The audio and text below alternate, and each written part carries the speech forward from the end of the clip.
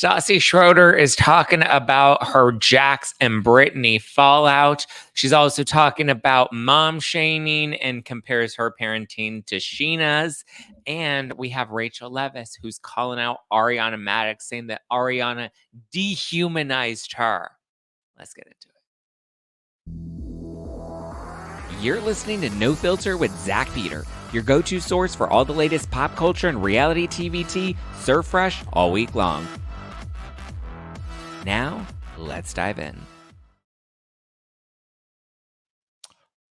What's up, everybody in the club? What's going on? Welcome on in. Happy Real Housewives of Salt Lake City Day.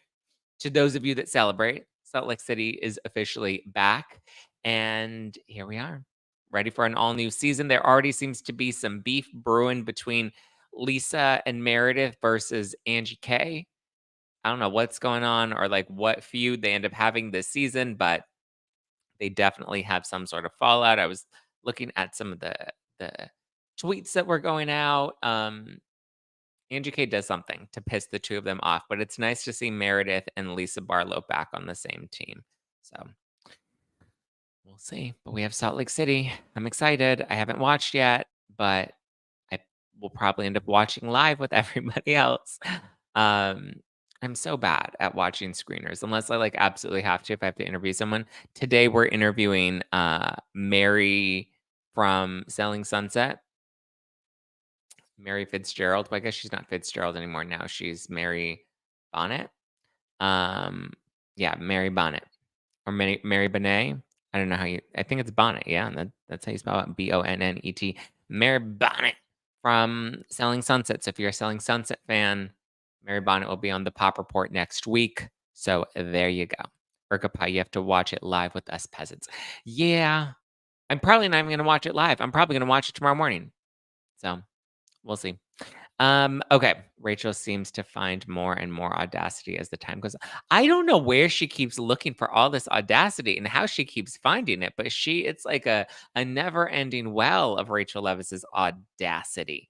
But what else so we have Salt Lake City, Dancing with the Stars premiered. Phaedra Parks came on out. She did her little dance. She said she's not taking any housewives advice going into Dancing with the Stars. I believe she told People. She did an interview with People magazine. And so, yeah, she said, I don't need to win. They haven't. She's like, I need to win and they haven't won. So she's throwing some shade.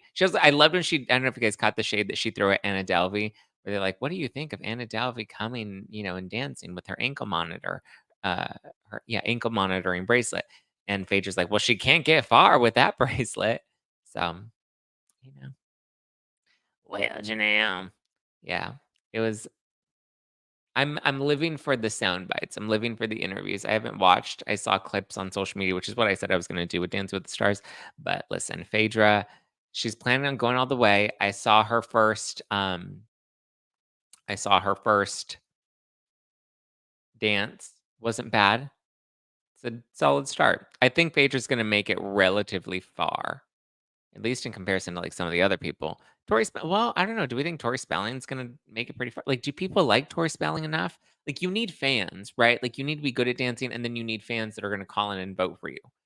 I think Phaedra has enough people that'll rally around her to support her and keep her at least, I don't know if all the way to the end, but at least strong enough, right? Because isn't it like 50% is the judges' ratings, and then 50% is audience call-in? So, yeah. Your take on Amber Portwood yesterday had me in tears. What did I say? I said a lot. Is there anything specific that I said? Like good tears or bad tears? Well, Janelle. Rachel is what Teddy calls Teddy, is what Garcelle calls Teddy, a gnat. She kind of is, right? She like doesn't stop talking about Vanderpump, and she's talking about the reunion. We'll get into it, but let's start with Stassi Schroeder because her new book just came out. It's called "You Can't Have It All." She's currently on her book tour.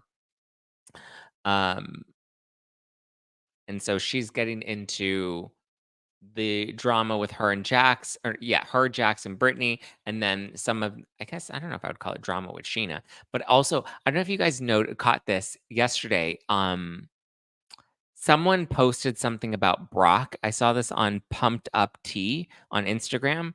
Um, because I guess Jax, he's like in his home remodeling era. He thinks he's like a property brother now, or not a property brother. Who does? I don't know. He's Joanna Gaines. He's designing in his new home, his new apartment, right? Which has been confirmed. It is the same apartment complex as Tom Schwartz. Now, that said, someone commented on his post saying Brock could have put that up in less than 5 minutes. Because obviously, Brock, Sheena's husband, he's very handy. He's like a handy manny. Would Jax clap back and he put who? As in, like, who is Brock? I don't think they've ever filmed together, right? Because Jax got fired and Sheena started dating Brock. I'm trying to think when. I feel like Brock came onto the show the season after, like the season, yeah, after Jax, Kristen, and Stassi got fired. So, like, Brock doesn't even really know Stassi or Kristen. I guess he knows Kristen now because Sheena and Kristen are still close and Sheena's been filming The Valley. But it was funny. I like Brock blonde. Yeah, he just shaved his head and bleached it blonde. But so Jack's commenting is like, "Who? Like, who's Brock?" And then Brock got a screenshot and posted it to his Instagram stories. And then Brock said, "Considering you have me blocked means you know my name. Say my name when no one is around you. Say, baby, I love you." So that's not the only shot that Brock fired, though. With the "considering you have me blocked means you know my name," he continued and he wrote, and he has since deleted this Instagram story, but he wrote, "But a refresher for you. I'm the guy that helped drop off your kid at school while you were in rehab, buddy." And it was like, oof. Oh, Stassi knows Brock. They've met at the kid's birthday parties. Oh yeah, that's fair. That's fair. And I'm sure they've met each other, but for whatever reason, Jax and Brock aren't close. I don't think Brock never filmed with any of them. Was my point. But whew, that was a shots fired.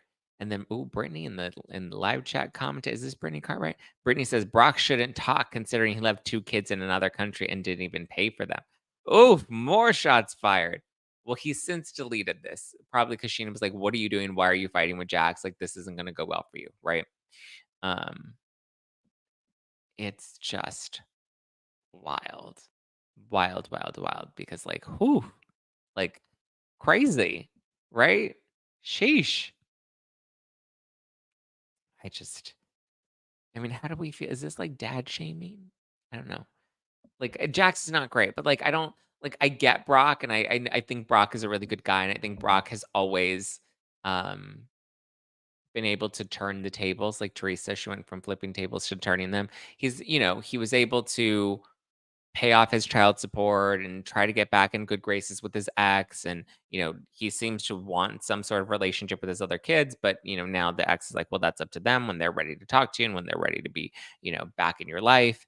I'm always like, you should always want your kids to have a relationship with their parents, regardless of like my growing up in different households and seeing, my cousins go through like I grew up in the era where like divorce and split households, like that was just the thing, right? That was normal. So my parents not being together and going back and forth and having my parents get married and all of that stuff to other people, like, and then watching my cousins go through custody battles and stuff. Like for me, I just always operate on the place of like, and I get it, I'm not a parent, but like operate from the place of like wanting the kid to have a relationship with the parent, regardless if the parent's a good parent or a bad parent. Because if anything, if as the mom or the dad, if you're showing that, you're encouraging that relationship and the other parent is falling short, then eventually the kid will grow up to realize, oh, my dad wasn't there or my mom wasn't there, like Amber Portwood and Leah, you know. I think Gary does a good job. Gary and Christina do a good job of encouraging Leah to have a relationship with Amber. And Amber is the one that keeps falling short. And I know Leah continues to get hurt. And I know parents in like Gary and Christina's position want to protect their kids from getting hurt. But sometimes, rather than protecting them, you have to let them go through that experience and then just be there for them when they fall, right? It's like when they're riding a bike, you have to let them ride the bike and at some point take off the training wheels. Did I get the fly? Um, Sorry, I was like acting like a frog and I caught a fly. But I just, and obviously I know I'm not a parent. I know some parents feel very differently. I've gotten into, conversations with family members where I'm just like, listen, I think you should let your son or your daughter like, encourage that relationship with their other parent, whether or not you think that that other parent's gonna rise to the occasion. They may get hurt, and your job as their parent is to be there to catch them and to be the shoulder to cry on, but I don't think you should block them having that relationship with their other parent, because when you do that, that could come back to bite you in the butt, because then they're gonna blame you for why they don't have that relationship. Whereas if you just allow the other parent to show up or not show up, you know, I just think for the kid's sake, you should always, even if you dislike the other parent, because I get it, that's your ex, even if you dislike them as a person, you should always want to root for them to be a good parent for the sake of your kid, you know? Urkapai says, "Yep, my dad left us and my mom didn't bash him, and I appreciated that." Yeah. And you eventually were able to come to your own conclusion about who your father was, I'm sure. Cassie says, "Keeping your child away from the other parent can cause resentment from the child." Exactly. And then you're the one that ends up getting blamed because you're putting things inside their head or you're blocking that relationship. And you may think that you're doing your child a service, a good service, by protecting them, but you can't protect them from life. You can't protect them from the world, and you certainly can't protect them from their parent. Now, it's different if, like, the parent is toxic or abusive. Like, that's obviously a unique circumstance where, that's a different situation. Um, However, if it's just like a shitty dad, allow your kid. And listen, we've seen this play out like on the Kardashians, where like Courtney and Kim have talked about how like Scott and Kanye, they're the cool dad because they let their kids, like, have ramen and they're so chill and whatever, and, their kids are gonna idolize their father until eventually they get older. It all comes back around, and I know that through my own reflection, it all comes back around where you then look back and you're like, "Well, my dad was kinda cool, but I only saw him, like, 3 times a year, and yeah, those times were really fun, and I idolized him growing up, but I only saw him 3 times a year." And eventually you put that into perspective and you realize, "Oh, yeah, my father really wasn't there for me as much as I would have needed him or liked him to have been." You always it always comes back around. Uh, Caro KS says it's exactly what Angelina Jolie is doing to Brad Pitt with their kids, and it's sad, so sad, alienating your children from their dad. Yeah, Angelina Jolie and her kids. Kate Gosselin did it to John Gosselin. Like, we've seen this happen time and time again, and it doesn't always go in the way that you think it's going to. Sydney says, "I had a shitty biological father, and my adoptive father still never bashed him. I had to learn what a piece of shit he was for abandoning us on my own." And that's the thing. You come to that conclusion eventually. You always do.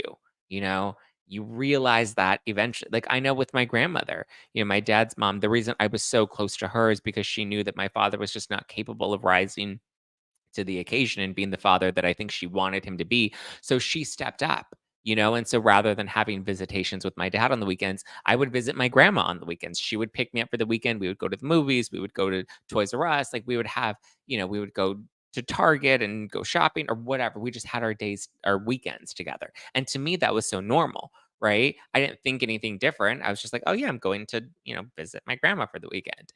And she would always pick me up and she always included me in fun activities more so than my father ever did. And it wasn't until I was an adult, when she told me, she's like, "Yeah, every time you came over and every time you spent the weekend with me, I always called your dad." Because it was me and my brother Sean that were like the two kids that he had out of wedlock before he got married and settled down and was like a good Christian husband. And so my brother Sean and my grandma would pick us up and we would spend the weekend with them and do the whole boot and caboodle. And it wasn't until, I became an adult and she was like, "Yeah, every time you boys came over, I would call him and I would let him know that you were there so he could come and visit with you." And, and it was through having those conversations as adults that I started to really look back and reflect on things and then realize, oh, yeah. Like, we just thought it was normal to spend the weekend at grandma's every weekend. Those were our visitation weekends. But, like, you know, Urgapai says, "My ex-husband slash baby daddy sucks. I don't allow people talking badly about him in front of my daughter. I was able to understand my dad sucked without my mom's input." Exactly. These things come to light at some point. Brittany says, "I think it's different with Brock, though, because he literally lives in another country and left them. If he was still close enough, I would understand what you're saying." Well, I'm not speaking of Brock specifically, but also, even if we are talking about Brock, I'm still rooting for Brock to be a good father, even to those kids, right? He's expressed wanting to go to Australia. He expressed wanting to have the kids at their wedding. But, obviously his relationship with his ex is just not in the best place where, the ex is like, "Well, the kids will decide when they wanna see you." But I get that, and I understand, the mother's position being like, "Well, the kids, when they're ready to see Brock, they will see Brock." But that's still their dad, and I just think as their mother, you'd wanna encourage them to have a relationship with Brock, right? Be like, "Well, your dad wants to see you. Your dad wants to go to the wedding. Maybe all of us go to the wedding together and we make this a family vacation, and, maybe this will be an opportunity to get to know your dad better." Or maybe, if Brock goes to Australia or, is willing to fly them all out to the US, I don't know if that's he's financially capable of doing that, but maybe those are opportunities to start to build that relationship little by little. I don't know the mom. This is, we don't know many details about their relationship, but I would just think that would be something that would be nice of her to encourage is the kids, you know, opening that door to their dad. Because at the end of the day, they are boys, right? As somebody that grew up, in high school and didn't have much of a father figure in my life, I would have loved to have had, a father figure in my life. I didn't, but that was because, my dad was just off doing his own thing. So yeah. She doesn't like Brock. That's her issue. Yeah, and I think that's obvious. She doesn't like Brock. Zach, I'm rooting for Brock. Yeah, listen, and it's not necessarily about rooting for Brock because I think Brock's, particularly a good guy. At the end of the day, it's about rooting for the kids having an active father in their life, and if there's an opportunity there, then I think that that should be encouraged. But I think too many people want to look at Brock's history and be like, "Oh, well, he did this or he did that or he's not there," And so I just think it's complicated. When there's instances of DV, it's a different story trying to let the abuser back into your life with your kids. Well, we don't know if he has a history of DV, right? There was one incident where he was arrested. He did seem to take accountability for that, but we don't know what the relationship is like, right? I can't speak to that. I don't know. Obviously, he doesn't seem to have any of those same patterns in his marriage with Sheena. So it does seem like there has been some growth or some contrition and some, learning that he's done if he's able to be in a happy, stable, healthy relationship with Sheena and have, their daughter, Summer Moon. So it shows that he's capable of being a good dad. He's capable of being a good partner. Everyone on the cast who judged him originally have since shifted their tone, you know? Hi, Bobby and Michael. Bobby and Michael? Where are Bobby and Michael? Bobby and Michael just joined the chat. Everyone's shouting out Bobby and Michael. Who are Bobby and Michael? Hi, Bobby and Michael. Hi, Bob. I don't see. Oh, hi, Michael. Hi, from Bobby and Michael from Boston. Hi, Bobby and Michael from Boston. There we go. I saw your comment. Okay, let's get into Stassi. Stassi. So let's read some excerpts from her new book. You Can't Have It All, where she's starting to finally open up about her fallout with Jax and Brittany. Jax and Brittany. So she's addressing that, and she's addressing her relationship with Scheana. So I'm just going to read you um, these excerpts from her book, which is out now. It's available now. She's on her book tour. She's doing her live podcast, all that fun stuff. So you can check her out on tour. That said, okay, she said, I get asked about what happened between Brittany and Jax and me and Bo all the time. So here you go. Of course, they were invited to her wedding, but they were but they were because they were two of our close friends. They RSVP'd, yes, but I didn't hear much from Brittany leading up to the wedding, which was weird because usually you're texting about being excited or asking what clothes you're packing or something. Not only that, but we started to hear from Bo's best friend Rob that Jax was texting him and Tom Schwartz saying that they might not go to the wedding and listing off reasons why. One reason was that Jax doesn't like Europe. What? It's an entire continent. Anyway, this was weeks before the actual date, after they had RSVP'd that they were coming. A yes RSVP isn't a maybe, it's a definite yes unless something drastic happens. I'm not saying they had to fly to Italy. I get that it's a lot to ask, but if they weren't going to come, then they could have told us, and we could have invited two people who wanted to be there. A little communication would have been nice, is all I'm saying. After the pandemic and so many months of not knowing whether we would celebrate in a big way at all, it was easy to keep the guest list small. It pained us it pained us to not be able to invite people we cared about. So this wasn't a petty thing for us. It was deeply painful. Imagine if two of your closest friends just didn't want to come.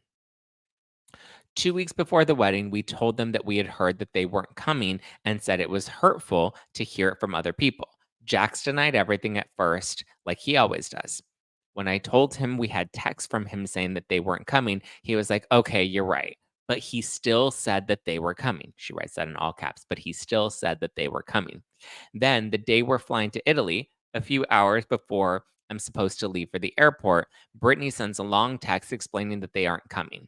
It was such a slap in the face. They were supposed to be our ride or die friends, and this felt like didn't respect that they didn't respect that friendship at all.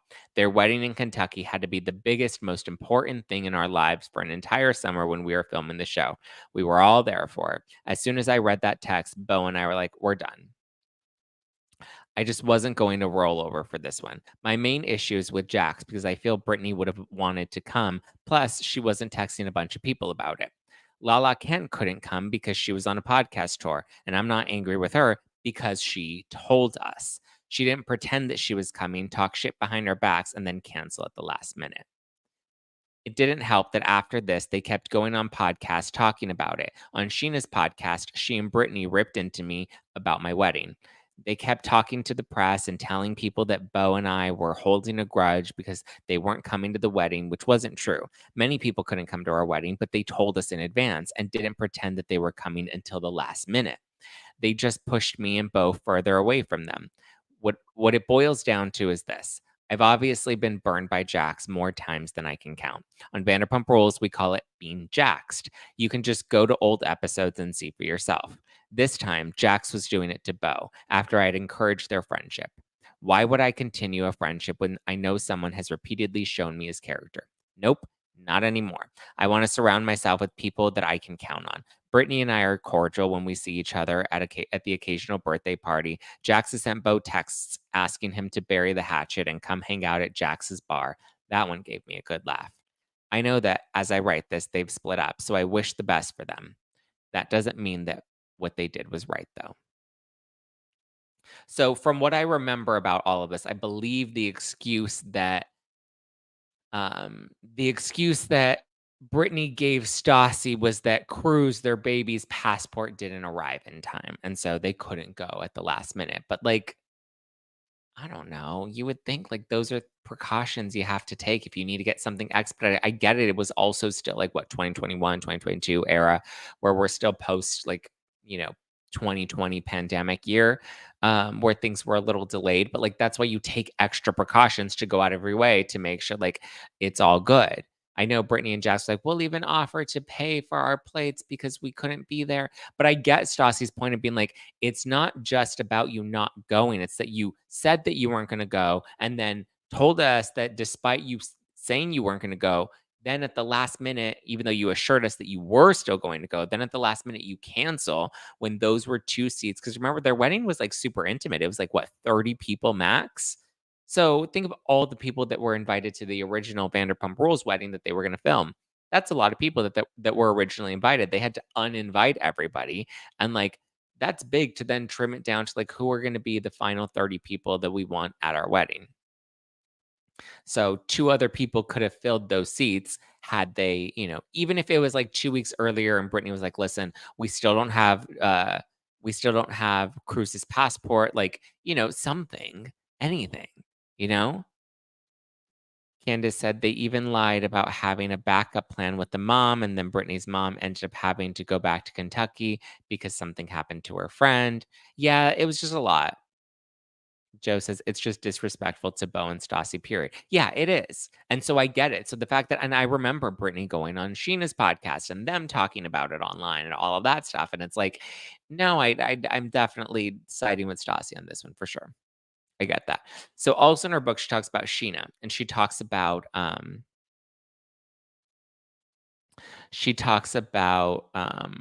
guess like not mom shaming, but like feeling like it was hard for her with Hartford because she would see um Sheena and how Sheena was parenting with Summer Moon. Um Let me see. I have this excerpt here, but I think there was maybe not. Okay. Well, I have this excerpt. So Stassi writes, a while back, I took Hartford to a dinner celebrating Lala's 5 years of sobriety. Brittany and Scheana were there with their kids, and after the cake came, I looked over to see Scheana scraping the icing off the cake before her daughter Summer Moon ate it. This was happening while Hartford was busy shoving a second piece of cake with icing into her mouth. Again, it happened. Was I being a bad mom, allowing my kid to have so much sugar? Should I be scraping the icing off for my daughter so that she could live a long, healthy life? But my kid loves icing. You can't undo that shit. The second that Hartford tried icing, it was game over. Then I saw Sheena feeding her daughter broccoli. What the fuck? I tried the whole baby feeding thing. So, where's the oh, here there was a clip. Um, See, the guilt is real. So basically, without playing the actual clip that was posted by Bywig Hello Drama on Twitter, without posting the entire clip, she goes into talking about how it wasn't about shaming Sheena, but talking about how she had like this mom guilt of like being like, I'm at the party and my kid's eating cake and eating all this icing. And Sheena's over here, scraping the icing off of Summer Moon's cake and feeding her broccoli. And she's like, Hartford wouldn't eat broccoli. Like Hartford loves to eat mac and cheese. All she eats is mac and cheese. And so, there's that challenge of like, am I a bad mom because I'm doing something different than what Sheena's doing? And Sheena seems to be doing like the healthy mom thing, right? Of giving her kid vegetables and, not giving her kid too much sugar and all of that stuff. And so, I understand that pressure that you put on yourself, right? Brittany says, "Oh, I can relate to Stassi so much on this. I'm a laid back mom, but my sister and sister-in-law are like Sheena with that stuff."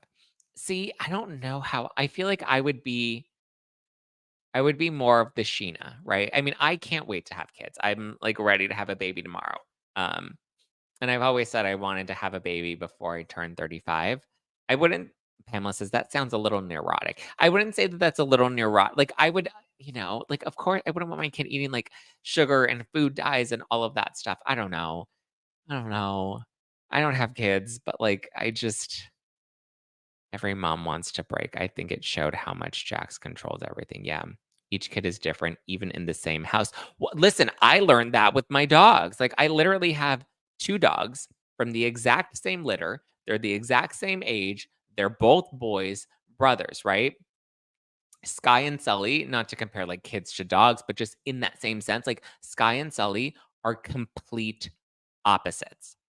And listen, I've learned a lot because a lot of people said, because I was like, I'm having baby fever. I'm having baby fever. And everyone's like, get a dog. Don't have a baby. Get a dog first. That'll like take your baby fever away.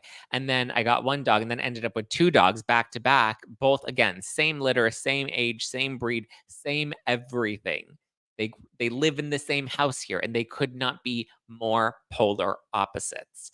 Sully is just so calm, so needy, but so calm. And Sky has so much energy, and their personalities are so different.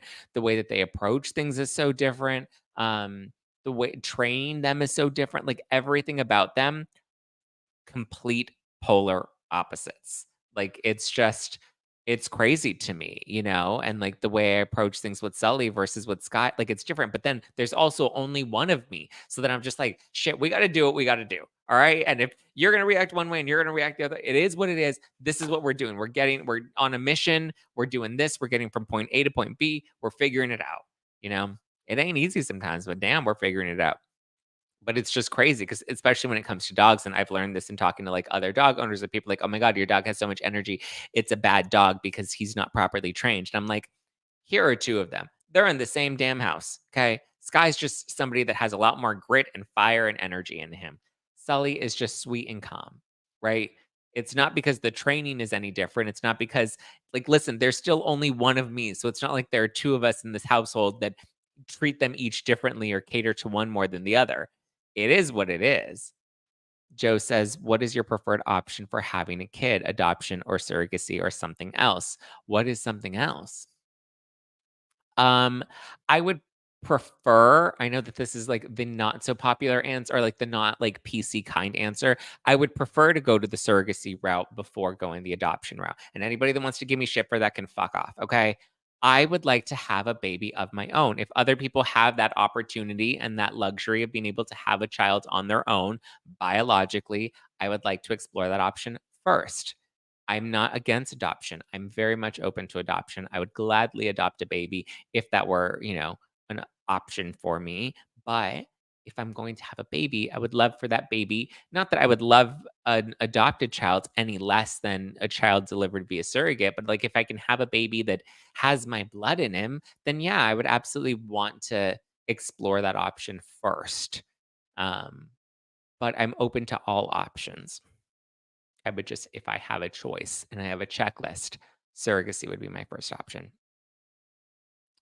Jamie says, you can say everything you're going to do as a parent before kids, but have one and you'll see it changes pretty quickly. No, I trust me. I thought I understood. I thought I could handle one dog, let alone two dogs. And it is we're navigating it every day. So when I have kids, I can only imagine, I think I know what I'm going to be like. And I think I know how I'm going to approach things. But yeah, if anything, the dogs have made me a lot more relaxed than I expected to be, a little more lenient. Jenny says, "You're the parent. You do what you want and what feels right for your kids. Who cares what everyone else thinks?" Yes, I agree. Mallory says, "I hated all veggies and loved pizza rolls and cheese whiz growing up and found love for cooking. And now I have my own garden and eat well balanced. Kids grow into their tastes." Yeah, I agree.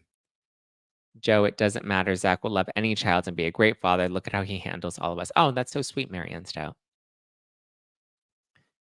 Marianne says, I have two grandsons born 2 weeks apart, different as night and day. Yeah. Zach stealing babies from the hospital. That's the other route. Yeah. What would the other route be outside of adoption and surrogacy? Stealing a baby? Um, yeah. Jen Johnson says, I freaking love him. I do. I just love how blunt and honest he is. It's nice to say, listen, I am who I am. Wanting your own baby is just fine. Thank you. Well, I know because some people are like, "Well, you shouldn't say that because some people are incapable, blah, blah, blah, blah, blah, blah, ableist." And I'm just like, fuck off. Like shit, let me live my life. I don't judge you for being well, sometimes I do, but like you want to live your life being a chronic victim and the world is always against you. You do you, boo. I ain't gonna do that. That could be amazing. I cannot wait to be a dad. I know everyone said that getting the dogs would lessen my baby fever. It lessened my baby fever for like a fraction of the time. Like it was a very short blip. Now I'm like, okay, I can handle a baby. I'm ready for a baby. The dogs have conditioned me, but I'm also somebody that's like, I can handle anything. Throw it at me, throw me into it. I will figure it out and I will make it work. Trust me, there were many times where I didn't think I could handle these dogs. And I would cry, and my furniture is chewed up. Like at first, it was hard, right? When they were chewing up all the furniture, and they chewed up. Remember, they chewed up my damn couch, and they chewed up my bed, and oh my god, I can relive so many of that. Or like the nights when I first brought Sky home, and he would cry all night long, and I couldn't sleep, and I was then crying, and because then we were doing the 2-hour method of potty training, where every 2 hours you take the puppy out to go potty outside. It was those early days were wild. Ah. Do you think your doggies will get jealous of a baby? I don't think so. Um, I don't think that my dogs will get jealous. No, I don't think so. I think they'll like the baby. We'll see. Literally, we'll see. People will always have something to say about anything. Yeah. Talk your shit. Bite your lip. Ask for a car while you ride that dick. Marianne Stout says, a baby won't eat your couch. Very true. Very true. We hope not, at least, right? This is so interesting, the baby conversation I normally hear from women. Well, Janelle. Heather says, you do you, Zach. It's your life. And honestly, you didn't have to explain your decisions in life. You are true to yourself. I love that you stand in your truth regardless. You are. Thank you. Jen says, I think wanting to adopt a special needs child makes you so freaking cool to me. I have one, but I don't know if I would have been able to say I would have chosen to. You're a beautiful person. Thank you. I appreciate that. Listen, I try my best. Dogs usually become very protective of the new baby. That's what that's like now that Sky and Sully, now that they're a year and a half, they're going into year 2, I feel like they're starting to settle a little bit, you know? They've gone from chewing all of my furniture. Now they just like to chew socks. Any chance they can find one of my socks, they just want to tear them apart. So all my socks have holes right now. So I'm always like, I hope I don't like get into an accident where somebody has to take off one of my shoes and then they see a bunch of holes in my socks. Cause just like replacing the socks is like, that's a lot of money to just be constantly going through socks. Socks have gotten really expensive. I don't know what Bidenomics be doing, but socks have gotten expensive in this economy. Everything's damn expensive in this economy. Shit. I always wanted my own child, but it wasn't in the cards. I'd like to adopt a baby with Down syndrome. They need love and are usually very sweet and lovable. I cared for a young man with Down syndrome. See, I would absolutely. I mean, listen. My brother had autism growing up, or has autism, but like we dealt with that as a family. When he was growing up, and like navigated that to the best that we could. Like, I'm not against a special needs child at all. One thing that I am certain about is all my children will have names starting with a Z. So I don't know if there's going to be another parent involved or if I'm going to be a single dad. I'm totally fine and happy being a single dad. I am totally cool with that. But what I am saying is, regardless if there is another parent involved or not, all of my kids, I'm going to be like Kris Jenner. All of my kids are going to have their names start with the Z. Zane, Zoe, Zeke, all of it. Zosa. No, not Zosa. I love Lala, and I'm so happy she has her baby. Don't love the name Sosa. When are you adopting? Not anytime soon, girl. I need to like figure out the process. Zori. Oh, Zori Ann. Zelda. I'm not doing Zelda. That is not a nice name.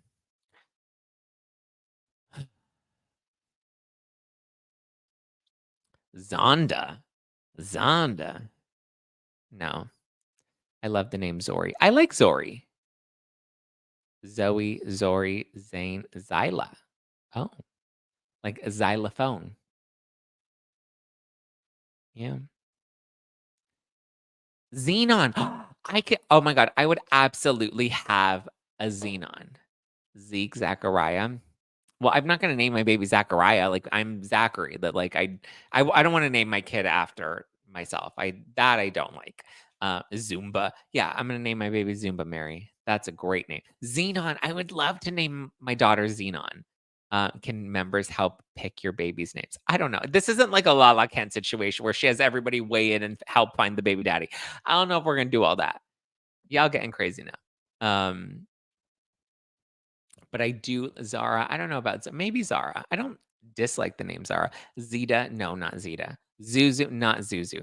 Zuki, no, not Zuki. Xander, I do like Xander. So for boys, I like Zane, Zeke, and Xander. For girls, I like Zoe. I do like Xenon. My mom thinks if I have a girl, I should name her Zane. I do like the name Zane. Zane, Zeke, Xander. Yeah. Zoolander. Just not Zeke. That's my dog's name. Well, why would you name your dog Zeke? I like Xander. I like Xander too. Xander's cute. Xander. I love the name Zane. I don't know if Zane will be a boy's name or a girl's name. My mom thinks if I have a daughter, I should name her Zane, not Zoe. But I do like the name Xenon. Could you imagine if I had a Xenon? Remember Xenon, the movie growing up? Zoom, zoom, zoom. You make my heart go boom, boom. My supernova girl. I would totally name my daughter Xenon. Like, that is very on brand for me too, right? If I name my daughter Xenon because of the pop culture, nostalgia, uniqueness of the name. Yeah. Xander and Xenon. Those are some interesting names. Now I'm feeling a little, I feel like Gwyneth Paltrow now when she named her baby Apple. It's a little outside of the box. Why would I not name him Zeke? Perfect name for a baby. Yes, a perfect name for a baby. Zoila. No, I'm not naming my baby Zoila. Zeus. Zeus. Imagine if I did Zeus and Xenon. Oh my god, people would think I'm crazy. I would love the name Zeus. Was Zeus the villain? No, Hades was the villain. Zeus, like Zeus is the god, right? How has nobody mentioned Zeus? Someone said Zeus. I'm not naming him Zeus. Zeus. Oh my god, I'm naming my baby Zeus. Fuck yeah. I am absolutely naming my baby fucking Zeus. That is the first name. Zed? Zed's not bad. I like Zed. Not Zen. Not Zeke. That's always a dog's name. Who's naming their dog Zeke? Zack is taking over the galaxy. Zeus and Xenon. Well, Xenon is spelled with a Z, not an X. Zeus and Zazu. No, I would name a pet Zazu.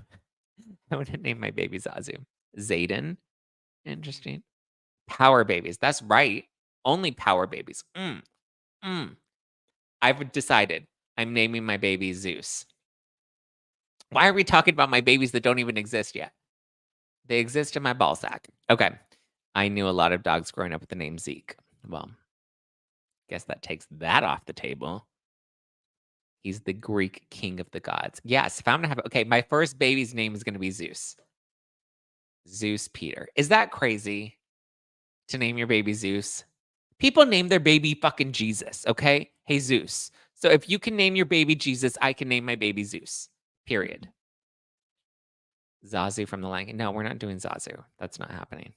Be careful with the crazy baby names. You don't want your kids to be bitter about. Who is going to be bitter about their name being Zeus? He's literally a Greek god. Zeus was a dick, though. Was he?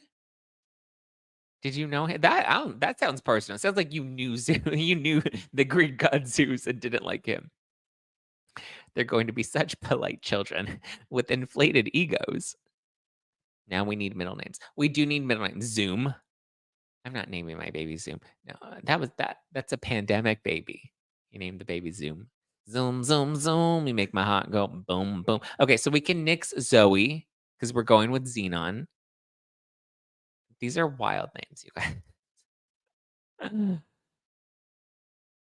He turned into a Canadian goose and attacked me. Oh. My kid was Odin, a Greek. Oh, I like the name Odin. Now he's boring Adrian. Your kid was Odin and he changed his name to Adrian? Why would he do that? Xylan? No. But for real, Zeus lore is toxic AF. No. I want to name a baby boy Thunder. Ooh, Thunder. Zeus and Xena. Xena. No, I don't know if I like Xena. One Xenon. Not company names like Zoom and Zillow.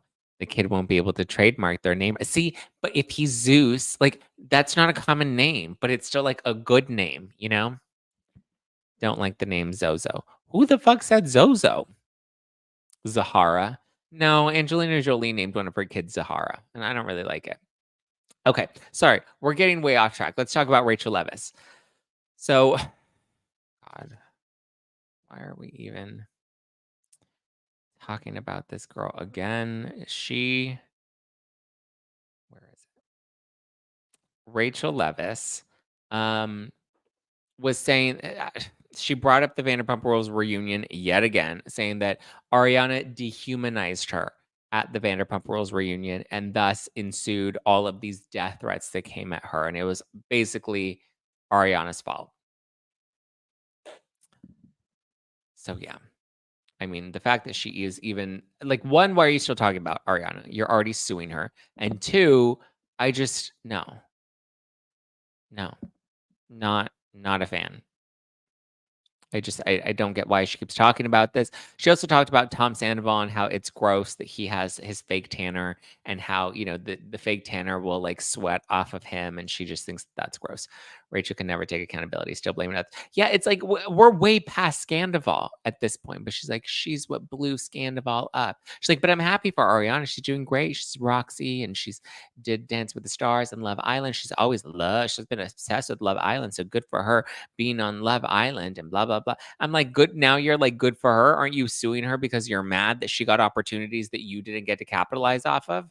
Like, pick a lane, sister. Rachel has a warped perception of reality. It's kind of insane. Kind of. It's very insane. It's like you're mad that the world was getting angry at you, not for your own actions, but for how Ariana reacted to you banging her boyfriend and lying to her face for 7 months. Like, what? That's what dehumanized you? No, I think what dehumanized you is when you became a demon and betrayed her on national television while you were fucking her man and pretending that you were really screwing Tom Schwartz to get back at Katie Maloney, all which played out on the show. That's what dehumanized you. my love. You became a full-on demon. That's the reality. Do people give Rocky these ideas, or does she come up with them on her? I don't know. Whoever her fucking therapist is just validating her inflated sense of ego, and, like, she's becoming more and more delulu by the day. Do people actually listen to her podcast? Apparently, the rehabs the rehab she got did not work. Perception is reality, though. I mean, I guess you're right, perception is reality, but it's like it's a warped sense of reality. She dehumanized herself. Yeah, by doing deplorable shit. That's what dehumanized her. She was a deplorable person who made repeated actions, right? These are things that she did on her own will, on her own accord. Like, what? She blamed Tom Sandoval for the affair, and then she blamed Ariana for the reaction? Like, at what point do you just say, "Hey, I fucked up and I wanna move on from this. That was a part of my life that I wanna forget and I wanna move on. I've learned, I'm trying to be better." But it's like every time she brings it up, there's constantly deflection onto everybody else around her. I thought her goal was to help special needs kids as an occupational therapist. Sounds like she's working hard towards that goal. Yeah, Gretel, I I don't know. It's just I don't know.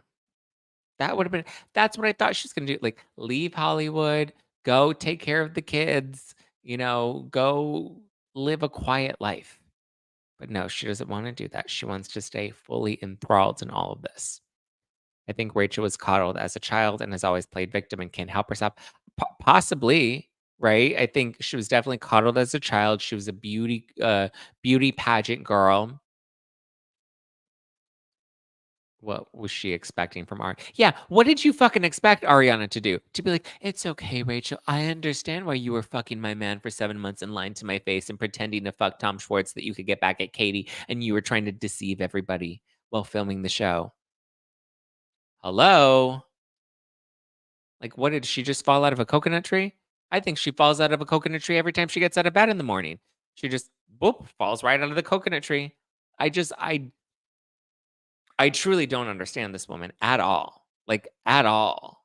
Because it's just like, what did you expect? Like, what would have been an appropriate reaction for Ariana to have in this scenario, right? Like what? What would you have preferred, Rachel, as the spokesperson for all the mistresses around the world? What would you have preferred? Here's the thing that pisses me off too, is it's like, I don't wanna make it seem like I'm constantly dogging the bitch, but it's just like she constantly is going on her podcast and talking about this shit. It's like the reason we're gonna continue talking about you and this shit is because you keep inserting yourself into these situations. Nobody cares what you think about Ariana being the host of Love Island. Nobody cares what you think about Jax going to rehab. Jax doesn't even like you. He has you blocked because he doesn't like you. Because for once, Jax actually, had a good read and did something good by blocking you. She got hit on the head with so many coconuts. Yeah, apparently. For fuck's sake, did she ever once say, "I'm sorry, I did this"? She has, you know?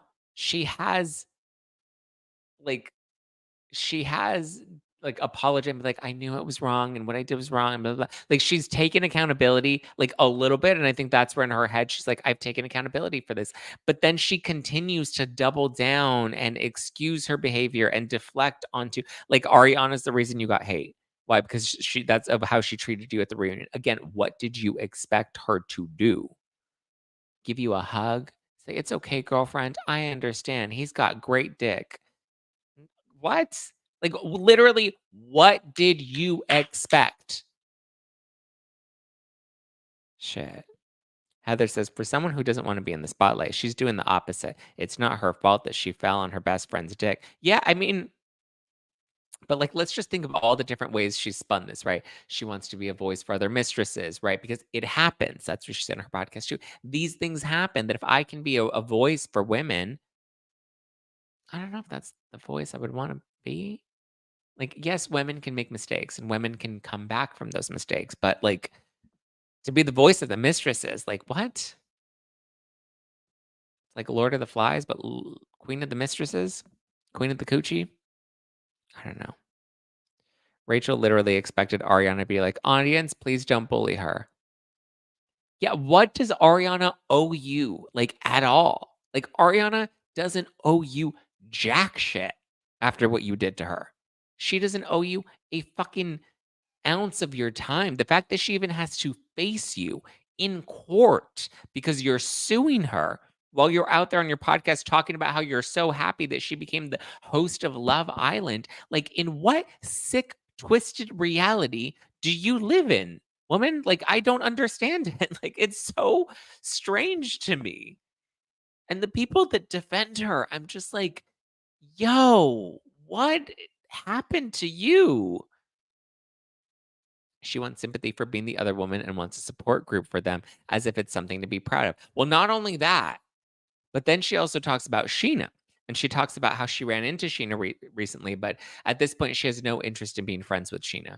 And I'm like, were we not talking about what you said on your podcast a couple months ago where you said you missed the environment and you missed the show and you missed all of your friends? Like like she flip-flops with her position every time. Because remember, when she was filming Vanderpump Rules and she was doing all the interviews, she was talking about how Scheana and Ariana like really rallied around her and were her really good friends. And then she changed the tune and she's like, we weren't even really that good friends. And then she was like, I miss them, I miss my friends. And now she's like, I never want to be friends with Scheana again. Listen, Scheana is not grieving the loss of your friendship anymore. Scheana has moved on. She is living her life. She got a husband, she's got her kid, she's got a job. She's fine. She's still being caught. Yeah, whoever, her lawyers, her publicist, her manager, her parents, they're all still coddling her. It's truly wild. Scheana doesn't want to be her friend. Yeah, Scheana probably ignored her. Yeah, why would Scheana give her the time of day? Like literally for what? So yeah. I hope I don't coddle my kids the way Rachel's clearly being coddled herself. But okay, on that note, I love you guys. I appreciate you. I hope you have a wonderful rest of your what's today, Wednesday. I have to head into the Pop Report studio again today because we're taping with Mary from Selling Sunset. So yeah. I love you guys. I appreciate you. Have a wonderful rest of your day. And I'll talk to you tomorrow. Tomorrow's Thursday. Yeah. Talk to you on Thursday. Holla. If you're a member of the Zack Pack on YouTube or you're a member of No Filter Plus, the bonus episode is out now. I got the Diddy indictment court documents and we go through all of that. So there you go. Zeus is not the name of a coddled child. No, Zeus is somebody that's going to have an inflated ego. That's what I need to watch out for. I'm going to empower my kids so much that they're going to be like, a little over the top. But all right. I'll talk to you guys tomorrow. Have a good one. Ciao for now. Catch a new episode of the Pop Report out right now. Like I said, members only content. The bonus episode is already out. So there you go. Love you. Appreciate you. Talk to you soon, guys. Bye.